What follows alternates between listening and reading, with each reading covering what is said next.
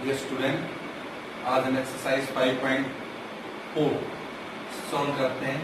Question number first question number first क्या देखिए, which term of the 80 121 170 130 dash dash is the first negative term.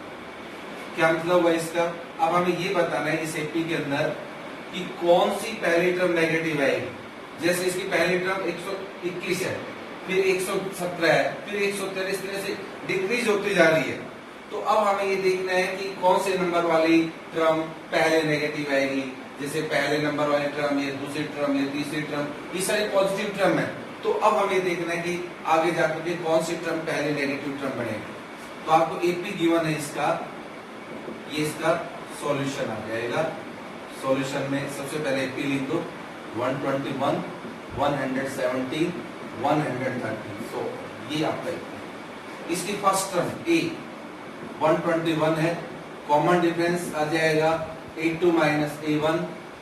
अब अपने पास common difference आ गया 117 minus 121, यानी कि आपका नेगेटिव आएगा कॉमन डिफरेंस, और ये आ जाएगा आपका 121 में से अगर आप 17 लेस करोगे तो आपका माइनस का 4 आ जाएगा, यानी कि आपका ये -4 कॉमन डिफरेंस आ रहा है। ठीक, और फर्स्ट टर्म आपका A120 है। तो हमें ये बताना है कि अब इसकी कौन सी टर्म फर्स्ट नेगेटिव टर्म होगी। लेट कर लेते हैं, let nth term is the first negative term, first negative term. अब ये मान लेते हैं कि जो nth टर्म है ये फर्स्ट नेगेटिव टर्म होगी, यानी कि एंड दैट इज an आपका जो है लेस देन कितना आ जाएगा, 0 आ जाएगा। अब an के जगह क्या रखो, a plus n minus 1 into में d इक्वल टू कितना हो जाएगा आपका, सिंप्लीफाई करो इसको, an लेस देन 0 सिंप्लीफाई कर लेते हैं। a के जगह क्या रख दें, 121 रख देते हैं, प्लस n माइनस 1 और d की जगह -4 लेस देन 0। अब इसका ये 121 उधर जाकर के माइनस हो जाएगा, तो n माइनस 1 इंटू में -4 इक्वल टू कितना हो जाएगा, ये लेस देन करो, लेस देन कितना हो जाएगा, माइनस का 121। अब n माइनस 1 लेस देन कितना आ जाएगा आपका, देखिए अब -4 इसके डिवाइड में आ जाएगा, यानी कि -121 अपॉन में कितना हो जाएगा, -4। ये कहें कि डिवाइड बोथ साइड बाई -4। जब -4 से डिवाइड करोगे तो इसका जो ये साइन जो है चेंज हो जाएगा, नेगेटिव पॉजिटिव में हो जाएगा, पॉजिटिव नेगेटिव में। यानी कि ये रूल है इनइक्वालिटीज के लिए। अगर माइनस से डिवाइड करते हैं तो इनइक्वालिटीज का जो सिंबल है वो रिवर्स हो जाती है। इनइक्वालिटीज है less than, greater than, equal और ग्रेटर देन, इक्वल और less than, this are the inequalities. अब डिवाइड करते हैं हम, डिवाइड बोथ साइड किससे कर देते हैं, बाई -4 से डिवाइड करते हैं। तो ये तो हो गया -1। अब जब माइनस से डिवाइड करेंगे तो इनइक्वालिटीज के सिंबल रिवर्स हो जाएगा, तो यानी कि लेस देन है तो ग्रेटर देन हो जाएगा। ये 121 माइनस और माइनस का, और ये माइनस से माइनस कैंसिल हो गया, और ये इनइक्वालिटीज का जो साइन है वो चेंज हो गया। अब n ग्रेटर देन 121 अपॉन 4 और प्लस में कितना हो जाएगा, 1। अब सिंप्लीफाई कर लो इसको, n greater than 4 LCM 121 plus में 4, n ग्रेटर देन कितना आ गया, 125 बाई 4, यानी कि इसमें आ गया n ग्रेटर देन 125 में अगर आप 4 का डिवाइड करेंगे तो कितना आएगा, 4 3 जा 12, अब 4 1 जा 4, 1 रिमाइंडर, या 4 2 जा 8, 2 बच गया, 4 5 जा 20, यानी कि 31.25 आ गया। अब आप ये कह सकते हो n की जो वैल्यू है वो किससे बड़ी है, 31.25, और 31.25 एक टर्म नहीं होती। टर्म तो अपने पास कितनी है, 31 है। 31 जो टर्म है ये तो आपका पॉजिटिव है। अब अगली जो टर्म आएगी वो नेगेटिव आएगी, मतलब 31 टर्म तक तो पॉजिटिव वैल्यू रहेगी, ये सारी वैल्यू 121, 117, 113, 100 और कौन सी टर्म तक 31st टर्म तक तो सब वैल्यूज पॉजिटिव आएंगी। उसके बाद में 32nd जो टर्म है वो फर्स्ट नेगेटिव टर्म होगा। देयरफॉर लिख दो तो अब 32nd is the first negative term, is the first negative term। बस आपको ये बताना था कि जो कौन सी जो टर्म है वो पहली नेगेटिव टर्म होगी, यानी कि 32वीं जो टर्म है वो फर्स्ट नेगेटिव टर्म आएगी। अगर आप वेरीफाई करके देखें तो A32 की वैल्यू निकाल लें, वो आपके पास नेगेटिव आएगी। A32 की अगर आप वैल्यू निकालें तो A प्लस में 31D आएगा। तो A की जगह देखो 121 है प्लस 31 और D की जगह -4, 121 और माइनस का 124, ये आ गया -3। अब आप देख रहे हो A32 ये टर्म -3 है, तो ये पहली नेगेटिव टर्म है जो कि नेगेटिव। A31 पॉजिटिव आएगा, A32 नेगेटिव। अब आपका क्वेश्चन नंबर सेकंड है। क्वेश्चन नंबर सेकंड देखिए क्या है इसके अंदर, मैं डिक्टेट कर देता हूं पहले। The sum of the third and seventh term of an AP6, क्या दिया गया है? Sum of third and seventh term of an AP is 6 and their product is 8। Find the sum of first 16 term of the AP। क्या है इसके अंदर देखिए, sum of the third and seventh term according to the question. इसके अंदर आप लिखोगे according to question 18। पहली कंडीशन क्या दिया गया है? Sum of third and seventh term, third A3 plus A7, इन दोनों का जो सम है थर्ड और सेवंथ टर्म ऑफ AP का 6 दे रहे हैं। ये पहली कंडीशन है। अब यहां से एक इक्वेशन बना लो। A3 की जगह क्या लिखोगे? A प्लस 2D लिख दोगे यहाँ पर, और what you will write A7 की जगह A प्लस 6D लिखेंगे और इक्वल टू 6। A और A कितना हो गया यहाँ पर? 2A हो गया, 6 और 2 8D हो गया, इक्वल टू 6। 2 से डिवाइड कर दो, this imply that A plus में 4D इक्वल टू कितना आ गया? 3। क्योंकि हमने because we divide both side by 2, 2 से डिवाइड करने पर आपका ये इक्वेशन बन गया। अब अगली जो यहां से आप A की वैल्यू निकाल सकते हो। A की वैल्यू क्या जाएगी? 3 माइनस 4। ये हमने A की वैल्यू या A और D कोई सा भी आप निकाल सकते हो। अब उसके बाद क्या दे रखा है? The product is 8। इसका मतलब कौन कौन सी टर्म का? Third and seventh term A3 again पे देखिए, again according to the question कौन कौन सी टर्म का? A3 और A7। अब इन दोनों का जो प्रोडक्ट है वो किसके बराबर है? वो दे रखा है 8 की इक्वल। निकालना क्या आपको? Find the sum of first 16 term of the AP, यानी कि S16 आपको फाइंड आउट करना है। इसमें 16 टर्म का सम फाइंड आउट करेंगे। कैसे निकालेंगे? अब यहां से भी तो दिस इंप्लाई दैट A3 की जगह क्या लिख दो? A प्लस 2D लिख दो, इनटू में A7 की जगह क्या रख दो? A प्लस 6D लिख दो और इक्वल टू क्या रख दो? A। अब यहां पर आप A की वैल्यू पुट कर सकते हो, put A equal to 3 minus 4D रख दो। तो दिस इंप्लाई दैट A की जगह क्या रख दो? 3 माइनस 4D रख देता हूं, और प्लस यहां पर कितना है? 2D, इनटू में A की जगह 3 minus 4D plus 6D equal to किसके इक्वल है? 8। अब यहां से 3, अब माइनस का 4 प्लस का 2, 4 में से 2 गया, कितना बच जाएगा? 2 बच जाएगा। माइनस का कितना बच गया? 2D इनटू 3, अब माइनस का 4 प्लस का 6 कितना बच गया? प्लस का 2D बच गया, इक्वल टू 8। यहाँ पर इन दोनों की मल्टीप्लाई करो, एडिटिव अप्लाई कर सकते हो।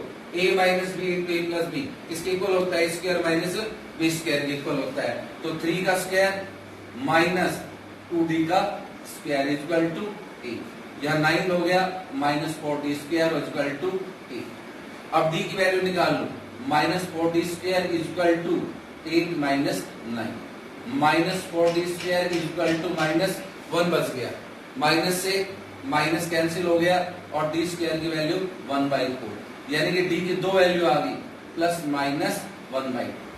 ये 2 वैल्यू हमारे पास किसकी आ गई? D की वैल्यू। हमें निकालना क्या है इसके अंदर? A निकालो पहले। A कैसे निकालेंगे? A किसके इक्वल है?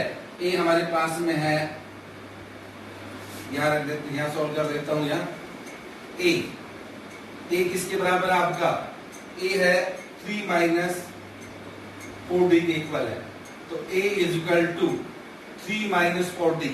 अब d की जगह पुट कर दें, put d is equal to, एक बार तो 1/2 रखो प्लस का, तो a की वैल्यू कितनी आ गई 3 माइनस 4d, d की जगह क्या रख दूं 1/2, 2 2 जा 4, क्या आ गया 3 माइनस 2 आ गया, यानी कि a की वैल्यू -1।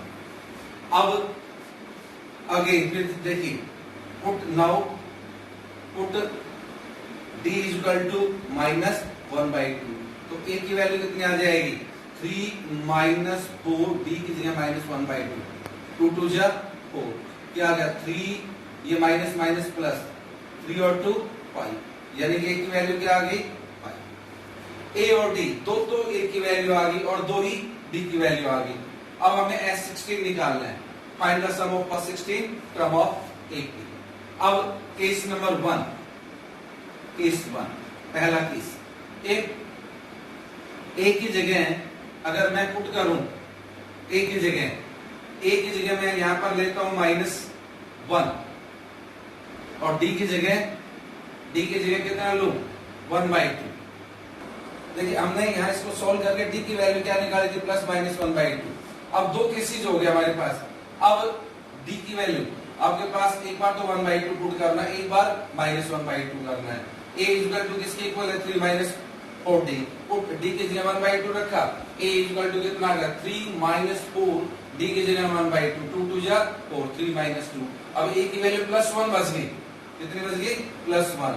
अब now put d equal to -1/2 रखो, a की वैल्यू कितनी आ गई 3 माइनस 4 इंटू -1/2, 2 2 जा 4, 3 माइनस माइनस प्लस, 3 प्लस 2 कितना हो गया 5, a की वैल्यू 5।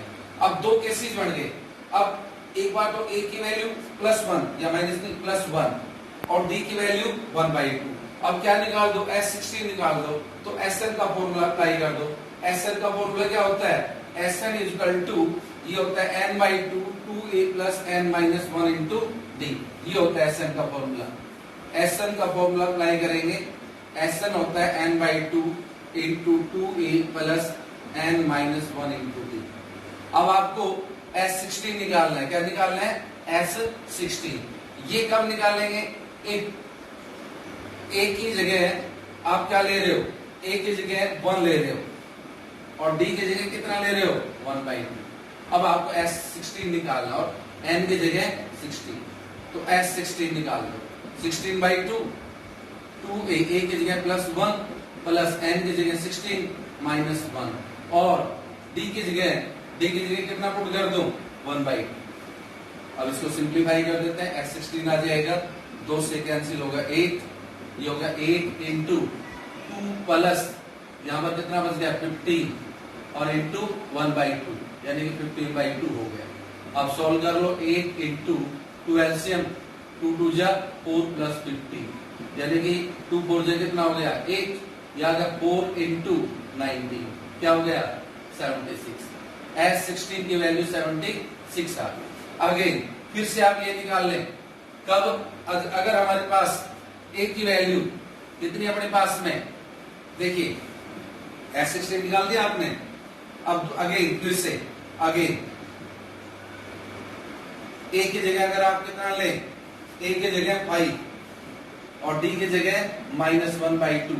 अब आप फिर S16 निकाल दो, Sn का ये फॉर्मूला n/2 16/2 हो गया, 2a, a की जगह कितना ले लें 5 प्लस n की जगह 16 -1 और d की जगह -1/2, ये 2 से कैंसिल हो गया 8 तो ये आ गया और इंटू ये हो गया 10 प्लस 15 इंटू -1/2, ये आपके पास आ जाएगा 8 इंटू में 10 माइनस कितना हो गया 15/2 हो गया।